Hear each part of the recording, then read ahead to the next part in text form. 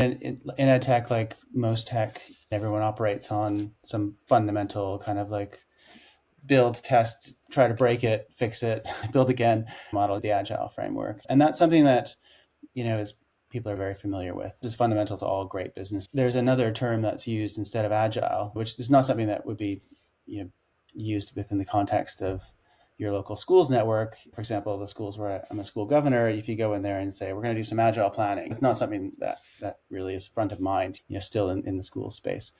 But if you say action research, they will respond to this. That's another framework I would say that is really close to what great ed tech companies are doing all the time or could be doing.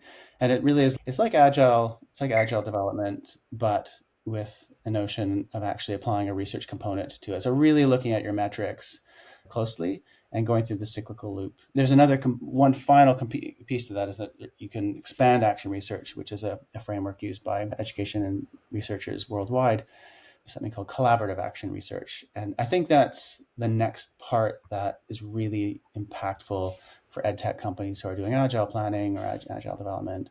If you're really focusing on your community and your community feedback and you're collaborating with them, and that you can do that in a really meaningful way, which requires a little bit of shifting some of the power decision making outside of your own company decision making to your actual user base or your community base.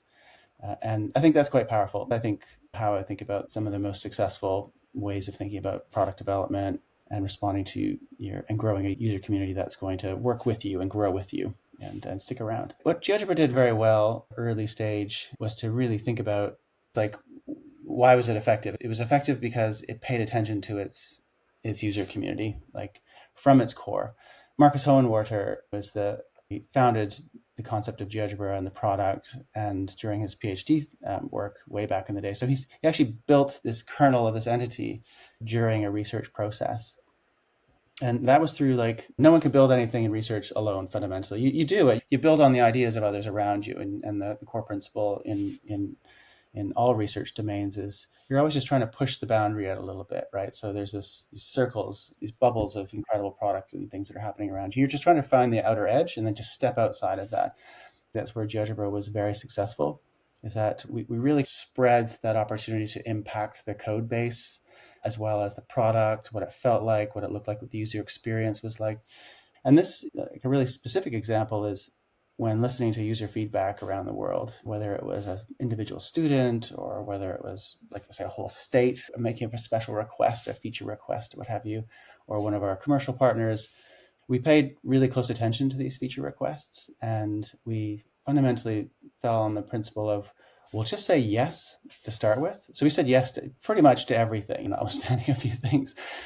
But the answer for us was, yeah, we'll have a look and we'll see if we can do that. And then we would take it back to the team, we'd work it up, prototype something, take it back. And if we thought it was great and it seemed to resonate with that individual or that group, or that, as you said, the scale was relevant to us, it was like, if it was a good idea, and then we'd make it happen. And that really makes people feel ownership. So it's like very powerful.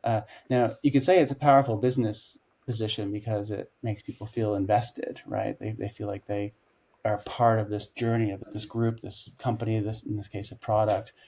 And that's true. And you could do that by very explicitly by thinking, let's do this in order to have the end outcome of having an invested community that really feels, or you could do it because it's just really great practice. So I think even though they may seem like the same reasons, like same outcome, I actually think if you start with, let's do it in order to, like, build a product that's going to capture our community's imagination, is slightly different and nuanced than if we do it because we want to respond to that individual learner need. And I think that's what separated GeoGebra as a company, as an organization, from many of our competitors at the time, and probably still today. And that is why, probably, and I think it's still safe to say, there's not a mathematics teacher in the world that doesn't know GeoGebra or hasn't used it in some capacity. And it has that level of reach because of those fundamental principles that are played out in its practice.